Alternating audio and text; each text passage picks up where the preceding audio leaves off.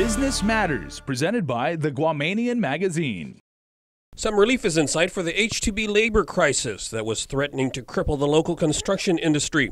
Congress has passed the National Defense Authorization Act, which President Trump is expected to sign, and which contains a provision by Congresswoman Madeleine Bordallo that eases visa approvals for foreign workers on Guam military buildup projects.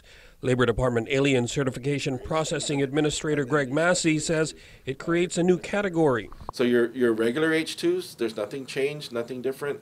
We're still cap exempt until 2019, which is the end of the CNMI transition. And then you've got your special H2s that once the president signs the 2018 NDAA, those will be H2s that up to 2023, there would be a cap of 4,000 non-temporary H2s. Which is the big difference. You don't have to prove that temporary need, which is what everybody's getting denied on. So you have 4,000 non-temporary H2s up to 2023 that have to be directly connected to or associated with the military realignment. Massey says once the bill is signed into law, it won't go into effect for another 120 days. He says even though nothing has changed with regular H2s, they are cautiously optimistic that the nearly 100% denial rate may be easing. So he is encouraging contractors to start submitting worker visa applications. But right now, there are ongoing military relocation projects, and we're encouraging people to go ahead and file if you've got the need for H2s. Do it smartly. We have some strategies that might be successful. In terms of maybe shorter durations and. Being careful about using the military buildup as your justification, and talk more specifically about your project versus the whole buildup in general. And some other tips that we've worked with immigration attorneys on, and they're most of the immigration attorneys are aware of how to navigate it. For almost 2 years now, USCIS has been denying H2B applications, citing concerns that the workers were not temporary as required by the program.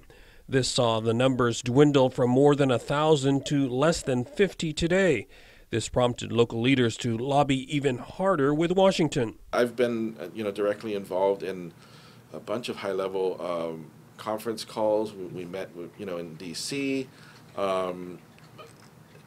Let's say several months ago, when you talk to federal officials about this issue, they're like, Guam, isn't that, where's Guam?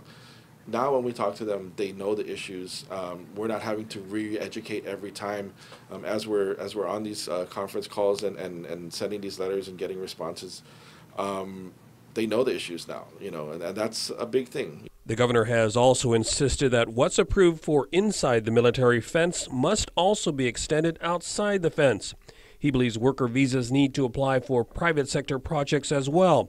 And the governor has secured the support of perhaps the most influential ally, President Trump. I understand that the governor's office is in communication with General Kelly's office, his deputy chief of staff, who, by the way, is the nominee for Homeland Security Secretary. So that we're hoping that pans out, maybe in just giving some direction, to DHS and USCIS. But from my understanding, the governor had a good conversation with President Trump, and General Kelly was told to help. So we're hoping that bears fruit sooner than later. For KUAM's Business Matters, I'm Nestor Lecanto.